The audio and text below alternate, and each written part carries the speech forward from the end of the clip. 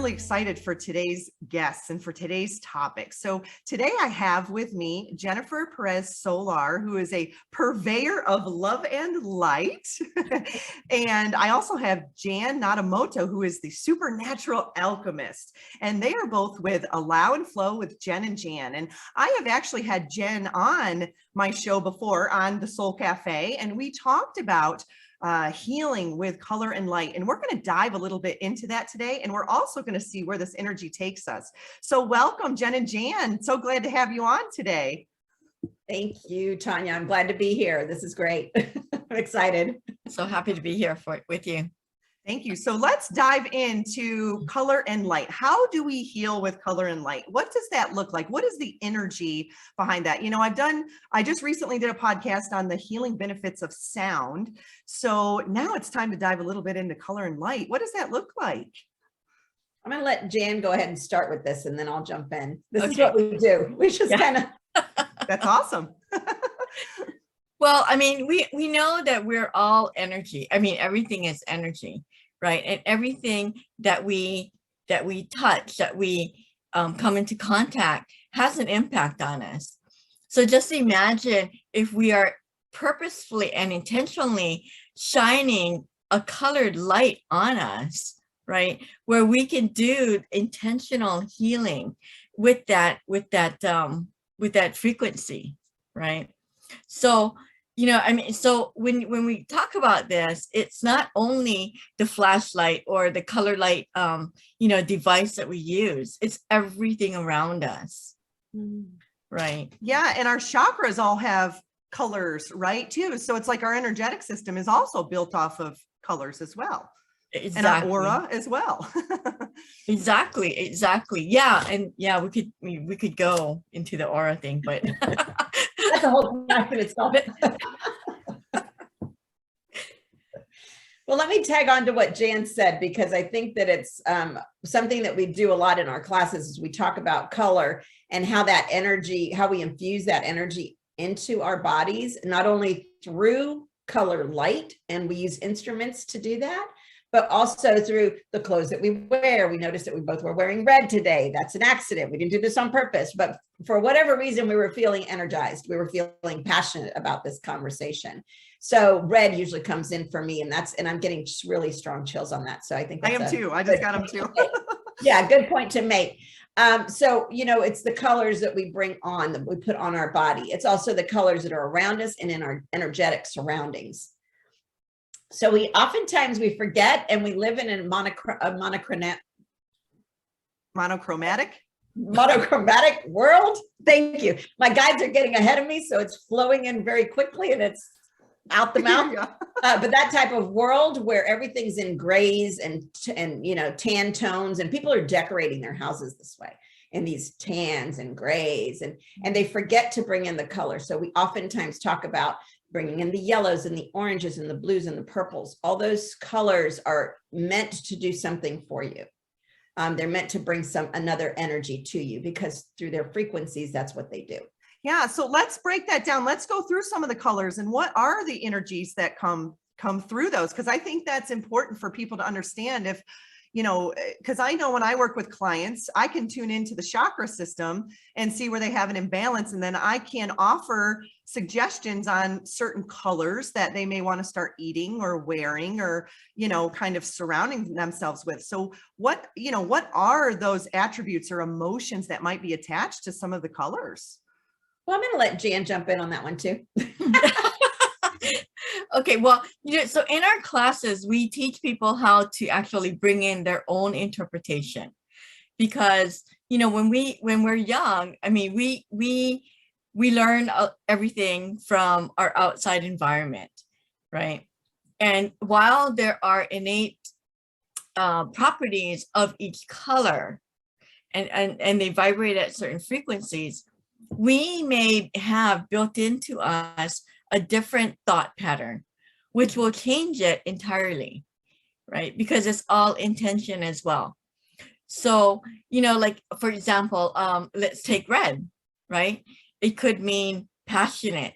It could mean anger. Yeah. It could mean fiery, right? So it also depends on the hue of that color as well.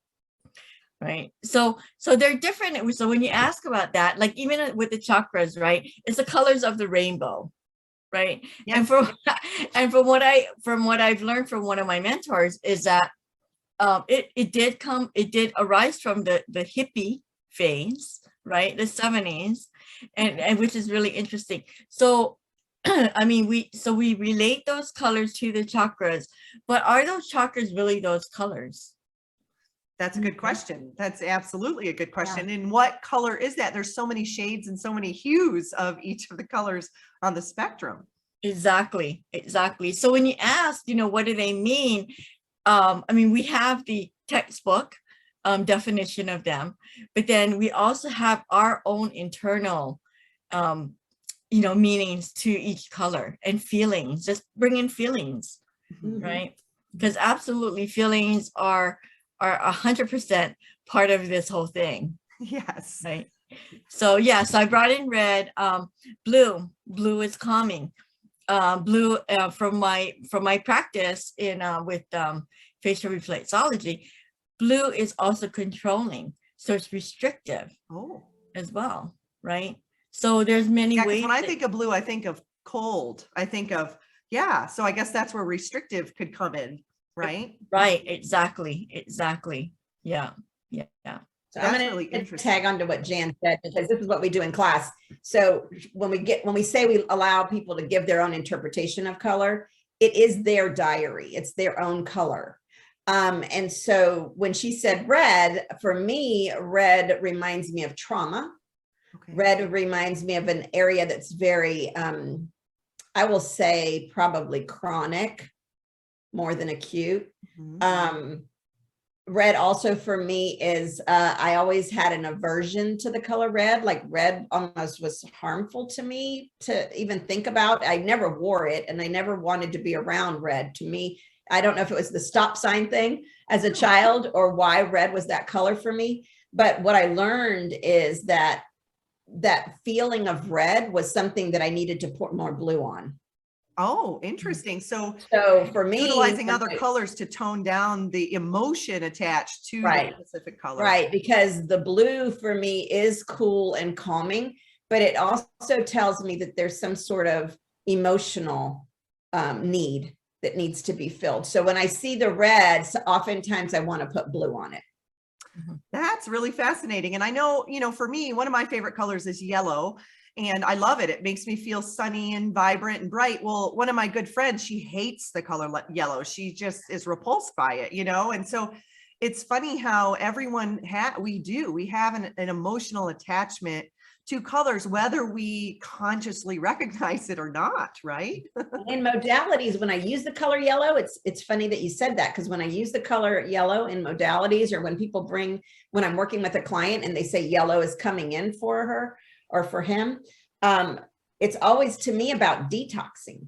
Oh, interesting. So, and it's about providing more clarity. So for instance, your friend who doesn't really like the yellow, she might need some detox or may need to gain clarity on something when she's feeling that feeling of yellow. That's interesting. And I'm always detoxing. So that's probably why I like yellow, because it's just in my energetic field. And for some people, it means a brand new day. Yeah. It's the sun. It's a brand new day. So it just really, when we talk about building our own language and vocabulary around color, this is part of it. So it's like almost like breaking it down to when we were little kids and you had the primary colors. And so, you guys as practitioners working with color and light, you probably, it's almost like taking that palette when we're children with the reds, greens, and blues, and, making all these different colors. It's really fascinating to think that way, to think, there's a color for that. You need more of this in your life. And so I'm just fascinated by that, because I think that's really a totally different dynamic to approaching healing and balancing out the body. Right, absolutely. And there are protocols that we use, and there's protocols that drop in as we are working with people. You know how that is. The intuition kind of kicks in, takes over, and before you know it, you're doing a whole protocol that you probably weren't as familiar with before starting.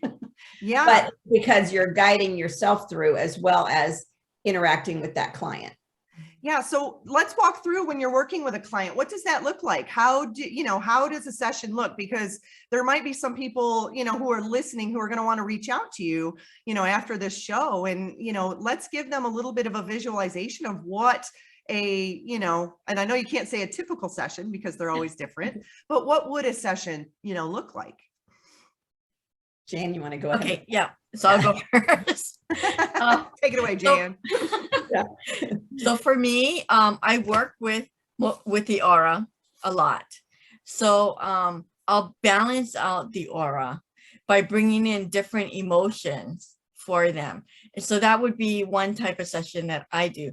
But also though, if I'm working physically on the body or even non-physically, right? I mean, I'll just picture someone right in front of me and I'll concentrate the colors on a certain part of the body where it's called to. Right. So even when it's working with people though, individually in person, sometimes I will get the feeling of the color.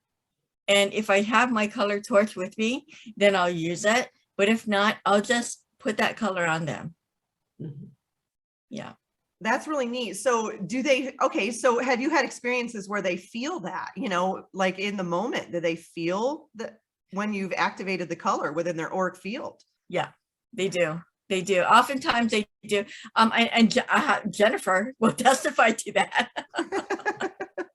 Actually, that I think we've seen it happen over and over again in our classes. We do group classes, and in the classes, everybody has a chance to bring in the colors that they're seeing, and then we talk about it, and then so in using that interaction, we're also bringing in the colors that are coming naturally to them. So a lot of times the colors that they see for a healing is we're already seeing it. It's interesting, but you'll feel the color for them and then they'll say purple. And you're like, perfect, wow. Perfect. Let's work with that.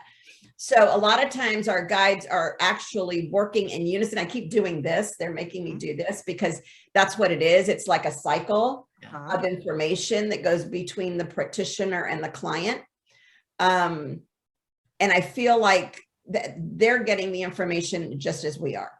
That's really cool. And I immediately got kind of a download that said, Tanya, now you'll be able to do this too, because I'm connecting with you gals. So, and I'm sure what I'm doing, you'll be able to start doing too, because I think energetically, when we connect in these ways, we activate one another with these, abilities and gifts that's built inside of each and every one of us. It's just a matter of tuning in to that frequency and recognizing it. And so when you do your classes, Jenn and Jan, are they online or are they in person? Tell us a little bit about some of the classes that you're doing.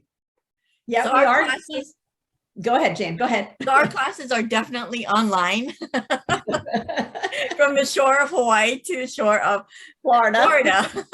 Yeah. But we are fortunate enough to be able to be coming together in person when we do our retreat later this month.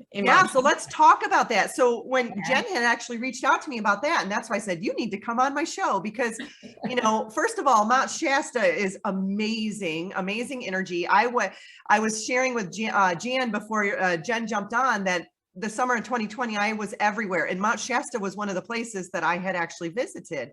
Unfortunately, there were some fires there when I was there, and it was hard for me to see, the beauty of the mountain. But yeah, let's talk about your retreat and when is that and who can come and, all the good, juicy details. So we're really excited because a lot of the people that are coming to the retreat are people that we have worked with before in these virtual classes, because, everybody went virtual for a little while there. So it's nice to know that we're coming together to meet an old friend.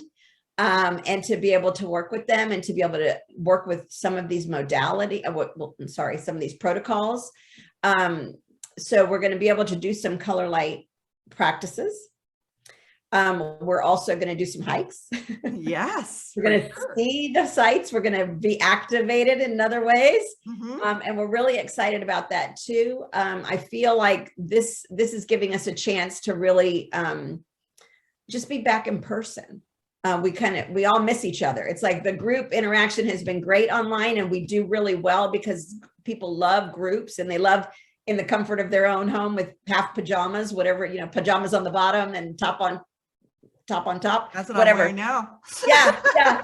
So, I mean, people love that, and that they can bring their hot tea and just kind of be comfortable, but we also miss the being in person. Yes, So that's that the connection we're really looking forward to. I'll let Jan fill you in on the details too, and what she sees happening at that retreat. Okay, well, we entitled it Harnessing the Energies of Mount Shasta. Ooh, good one. Yeah, so because what some people might not realize is that, when we think about Shasta, Lemurians come up, right? Immediately. Yeah, Telos, things like that.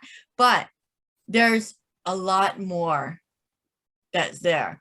Up in Mount Shasta is kind of like a gathering place. When we went up there, I was up there in October, and when I was up there on the top of Mount Shasta, not top, but old ski bowl, at night, I was like, oh my God, they're all here. It was like it was just a super gathering of people, of beings. Yeah. Right. And I also heard we're here too, like with us right now. Yeah. Right. So it's just so magical. This is going to be so magical. Now, between that time and now, for me, a lot of things have happened. So we are going to be honing in on the feeling of being home, what it really means to feel like being home is. And a lot of people will say, I understand that, I know that, but let me tell you, no, you don't. Yeah, no, I hear what you're saying, Jan. I've experienced that too, where you're like, I thought I was home, but whoa, this is a totally different frequency. Exactly. Right. When you're taking up, quote unquote, right, to back home where you truly are from. God, that just hit somewhere. It's hit somewhere. It's almost, you're making me teary-eyed almost, because it's like that feeling of, that unconditional love and that acceptance and that longing for that place. Exactly. Yeah. So that's a large part of what we're going to be tapping into when we do that retreat. And so there, I've been getting messages. They're excited for us to come. They can't wait to reconnect, with us.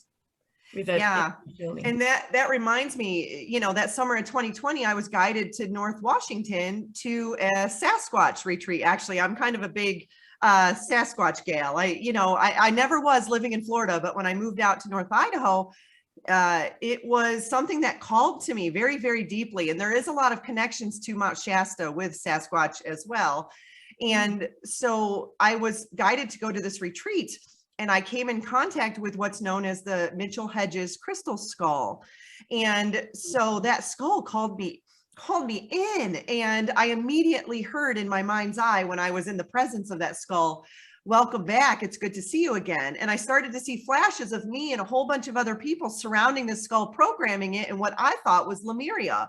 So there is definitely these connections and these activations that come up. And when, people come to your retreat, they're going to probably experience some of these things where you cannot question it. You cannot question the energy or the information or the activations, downloads, uploads, whatever you want to call them, that come to you. And so, you, Jen and Jan, are bringing people together to be able to not only connect physically, but to connect energetically, emotionally, spiritually, mentally as well. And I think that is what we have been longing for the last 2 years, that many of us have been very isolated and separated. So I think it's great that you are starting to pull people together, and, share in these frequencies, in this vibration. And that is just amazing. So is sign up for your retreat still open, or is it closed, or, can people still come? Yeah, it is still open. And information, I'm sure we can put that at the bottom of this, but the information that you'll need is just our website, which is www.allowandflow.com. Okay. And all the registration information is there, and details about the trip itself. The beautiful part about what we're doing is we're having a pre-retreat before the retreat. Oh, that's fun. So we're doing 5 days of pre-retreat and then the 5 days of the retreat. But the intention was that, I know me personally, I'm vibrating as you're speaking. So I know I'm going to have to really acclimate for a good 5 days before I actually get into the retreat part of it, because they're dropping in for me and they keep telling me that I am going to have to learn to facilitate. And I don't think they're telling me that I need to learn how to put on a retreat. I think they're telling me that I need to learn how to truly facilitate. Interesting. So And also being able, yeah, I've been a healer up until now, and now I'm having to learn how to facilitate. That's interesting, because that's a very different role for sure, a very different role, especially when you have a group of people there. And not only that, you will also be transmuting energy as well, right? As empaths, you know, so that in itself, we've been so isolated and we've been learning our mastery, you know, learning how to master our own energy. And now, you know, I know for me, when I meet with groups of starseeds or light workers, or, you know, it is off the chain sometimes how you're right, my body will vibrate, or I'll need some downtime, like to process just some of the information that comes through, and, you know, looking in their eyes and having that energy transfer. And, you know, there's so many things that happen when you come in contact with other beings, people at your same frequency. Yeah, no, absolutely. Absolutely. I know that it's going to be magical. And I have been receiving a lot of information about healings for myself, as well as elevation, you know, the elevation of others. But the funny part is that when I keep hearing this, I've been going through a lot of physical changes over the last couple of high blood pressure in the middle of the night, you know, all those kind of symptoms that you're like, where is all this coming from? And I know it's that they're preparing me. Yeah. I know it's preparation. So Jan and I talk about that, like, oh, how are you feeling today? You know, what's going on today? And it's different every day, right? Every day it's moving faster. The energy is learning to move faster and faster through us. Yeah. Yeah, that's really neat. That's, you know, and I think too, it's good that you're going 5 days ahead for the pre-retreat, because I'm getting that you're going to be grounding in the energy of Shasta, you know, so in order to do, you know, to hold the real, you know, the retreat, it's important to be able to ground that energy in, you know, because I think you're going to be, it's powerful. It's powerful. And when I was there, I had driven up to as far as I could go, and I walked around in the woods a little bit, and it was so light and airy. And even though it was fire, you know, even though I could smell smoke, I felt this just very light presence, you know, when I was there. And it was very, oh gosh, it just felt so good. You know, it felt so good. So I think you're going to have an amazing retreat. And, you know, so is there anything else that you want to share? Is there anything else that you're doing that, you know, people need to know about? I don't know, Jan, what else? Well, I feel like there's so much. We do right now. We're doing virtual summer retreats, or summer field trips, I should say, which are like, you know, like an outing, and with magical stuff happening. But you know, we do a lot of different things. We're going to be doing a class on archetypes. And it's not, you know, what your archetype is actually, because we're made up of many different archetypes. But, you know, it's really an understanding of who you are, how you operate, and then changing that, right, from a different perspective. And then we do our refresh classes. So, yeah, it's hard to say. I mean, we just, I don't know. Go with the flow, right? Yeah, go with the flow. Look at the website, see what strikes you. The field trips that we're doing are on Sundays, and it's really a lot of fun. It's like an hour and a half, and we just get together and do some fun exercises together. So it's a good way to get a taste for what we do. And those are called SIPs, S-I-P-S. SIPs Summer Series, and that's also on our website. So just come take a sip. Come take a sip. I love that. That's awesome. So pertaining to light and color, is there anything else that you feel pertinent, that you need to share, or that, the collective needs to hear, or any activations that you feel we could share today for the benefit of humanity? Yeah, okay. So this image has been burning in my third eye. So I need to bring this up.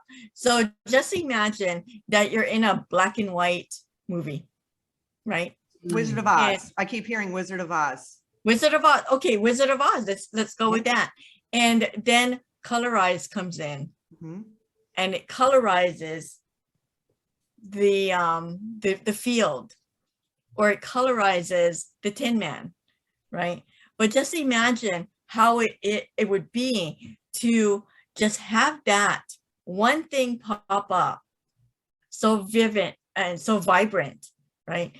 Amidst all of the black and white.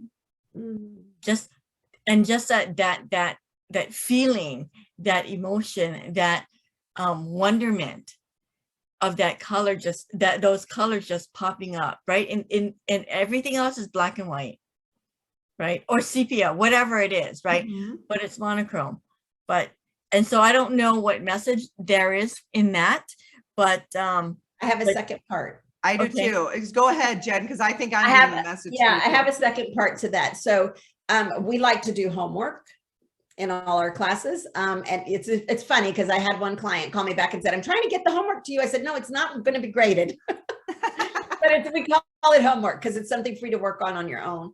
And so when Jan said this, what came to me was the very first color that pops in that black and white movie, recognize it.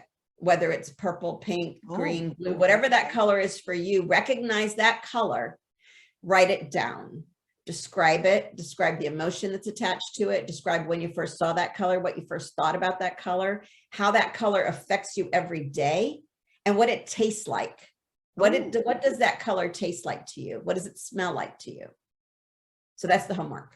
That's funny because as you said taste, I started to taste lemon in my mouth. And so I was like, oh, that's that yellow again. But what I was getting to add on to that was we have been living in a black and white world with our five senses. And when we access our color, we access our higher power, higher frequency abilities, our clairvoyance, clairaudience, clairsentience, clairtangence, all of the clairs that I talk about on my show. And when we activate those, those abilities, we're activating our DNA, our full strands of DNA, and our DNA is lit up with color, and so when we turn on, we go from like the Wizard of Oz, from that black and white, and then Dorothy steps out into Oz and you see this beautiful, the yellow brick road and all these vibrant colors.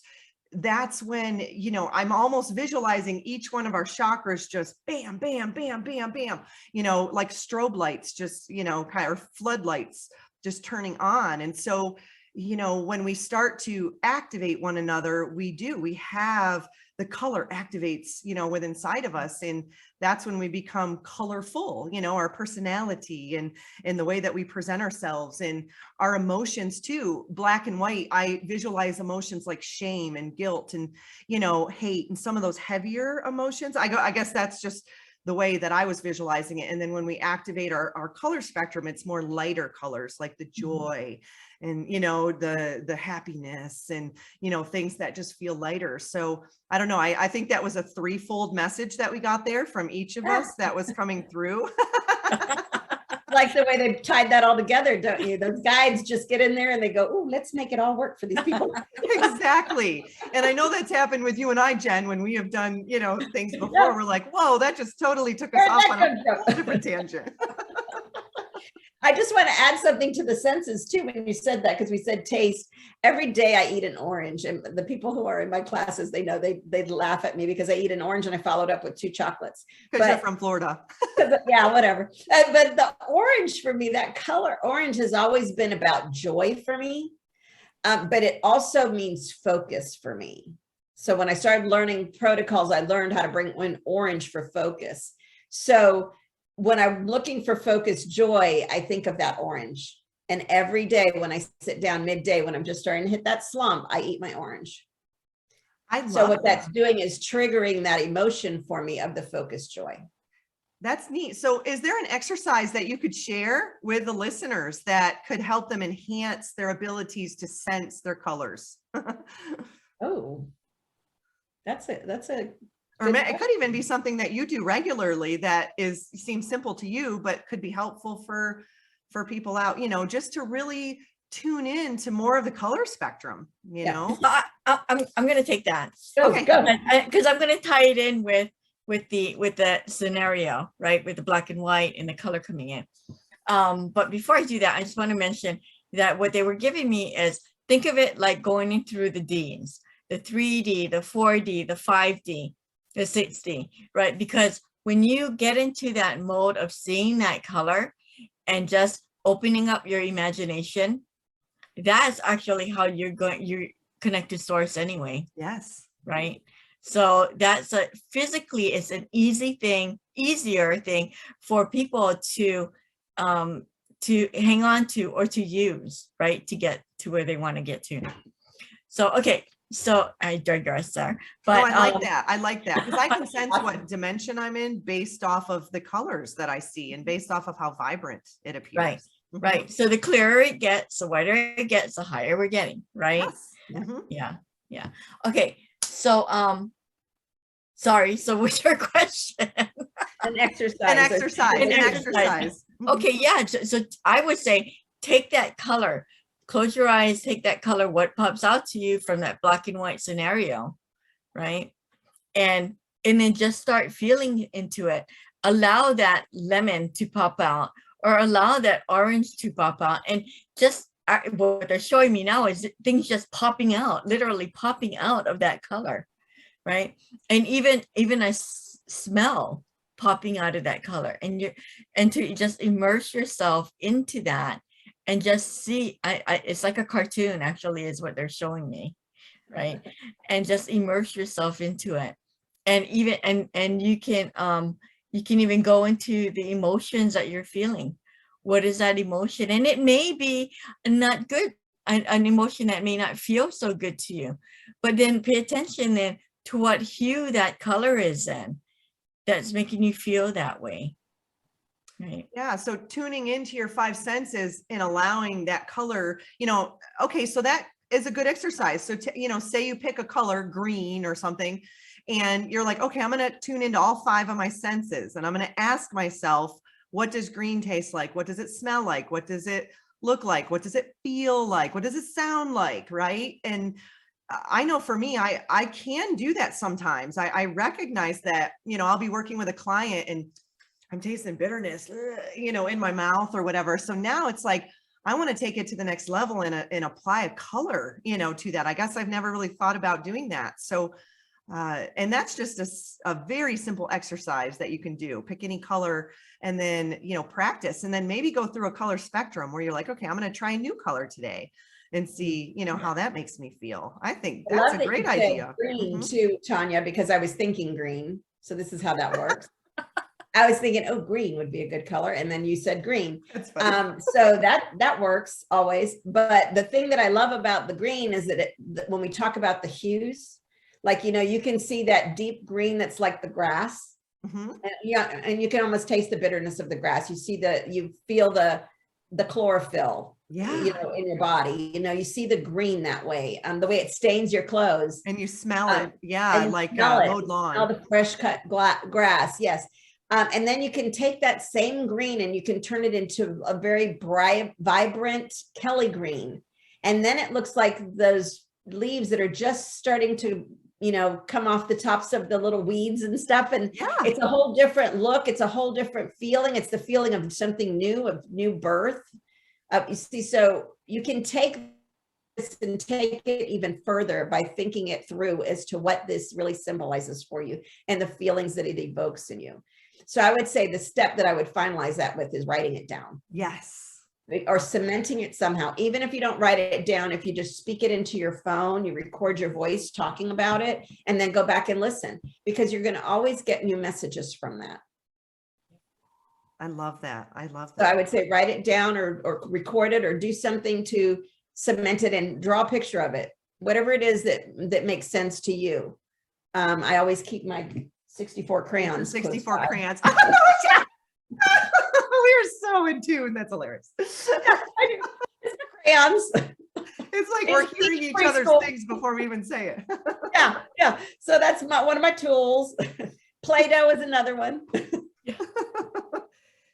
So it's like taking yourself back to being a kid again and starting to color and draw and do things that bring in the colors into your life. And I love that, because that childlike nature is when you get into the flow state, right? When you are, feeling that joyfulness, that playfulness. And oftentimes that's when the creative juices start flowing, is when you're in those states of consciousness, because you don't really care. You're just like, I'm having fun. And now I'm having amazing ideas, flooding to me. So, bringing color into that can be amazing. So, what are some ways that we can bring light, into our presence as well? I know, Jan, you work a lot with light, and both of you do. And so what are some ways that we can bring some more light into our lives?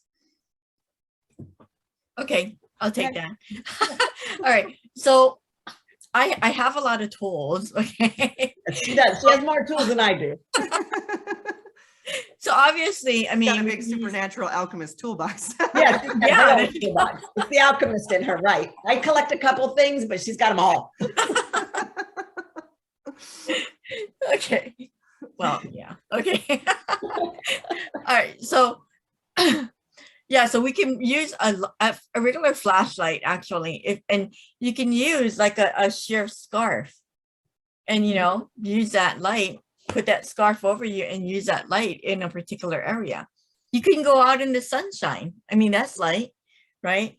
I have sunglasses, colored sunglasses, red, white, blue. Oh, yes. I've heard of those. Yeah, and you can use those, right? Because the windows to your soul are your eyes, right? And so you don't have to flash a flashlight over that. You can just go out, or you can just use a diffused light from your room. Yeah. Right. So there's so many ways. I mean, if you're using a device, then it's a concentrated way of getting that color into you. Mm-hmm. Right. But your clothes, I mean, it may not be see-through, but it's still, and your body is actually emitting light as well.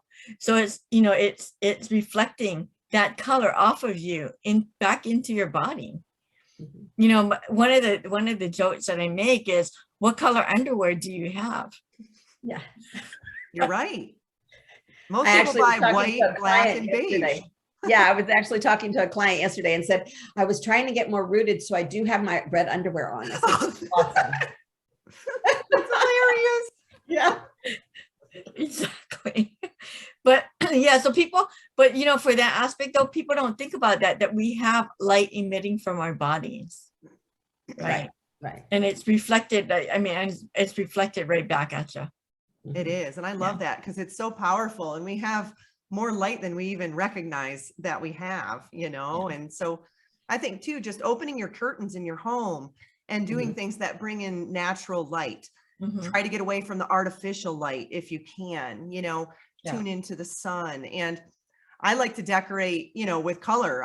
Each room is a different color, because it gives me a different feeling, a different sensation. An exercise I like to use, I learned through my remote viewing classes, were the ambiance exercise. So really, when you walk from one room to another, or from your home outside, feel your energy. What are you recognizing? How does the ambiance change? What are you picking up on with your clairsentience?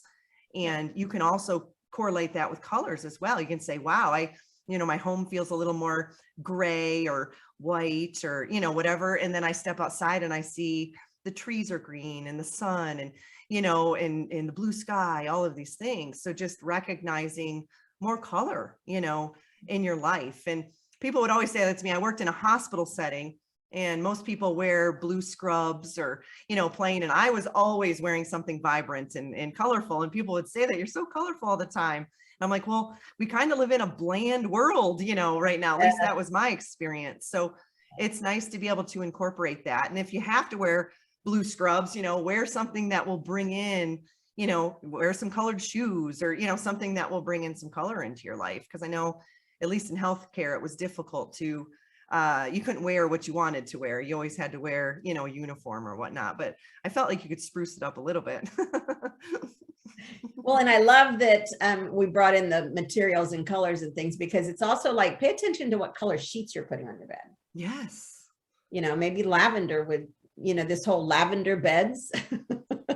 I mean, there's something to say about that. It doesn't have to be scented in lavender, but maybe the color lavender, you know. Yeah. And that's what my bedroom is. My bedroom is a deep purple. And so I feel like that's where I do a lot of my meditation, because that's the third eye, right? So that deep, my sheets are deep purple, my curtains, and I have lavender essential oil, you know, all that. So I feel comfortable in there. But then in my workspace, it's more of a, I've got oranges, you know, and yellows and more vibrant colors, because I want to bring in more of that. I don't want to be sleepy, you know, I want to bring in more of an alertness, an awakeness, or a creativity, you know, to my space. So, you know, just thinking along those lines, if you're decorating your home, bringing in more colors into your home space. And, you know, if you have your workspace in a very sleepy, you know, kind of color, a color that you would feel would be sleepy, then you might want to, you know, shift that color a little bit and see how, you know, how things change. How does your energy shift with that too? Again, too, that's another area where people do a lot of the black and white. Yes. And beige and more earthy tones, which is good. It's good to have some earthy tones, but it's also good to bring in some color. I did it for myself on my desk with an orange blotter. Oh, there you go. I mean, you can do little things, tricks like that. I mean, it doesn't have to be a whole change for, you know, the whole, but even if you're working in an atmosphere where you're in an office space where you don't have choices, there's also accessories that you can use, you know, colored staplers, whatever I mean, there's things you can use to bring in some color into your desk. Definitely. So before we wrap up, is there anything else that you ladies would like to share? I don't know, Jan, anything? We covered a lot. I feel like we've covered a lot in a short period of time.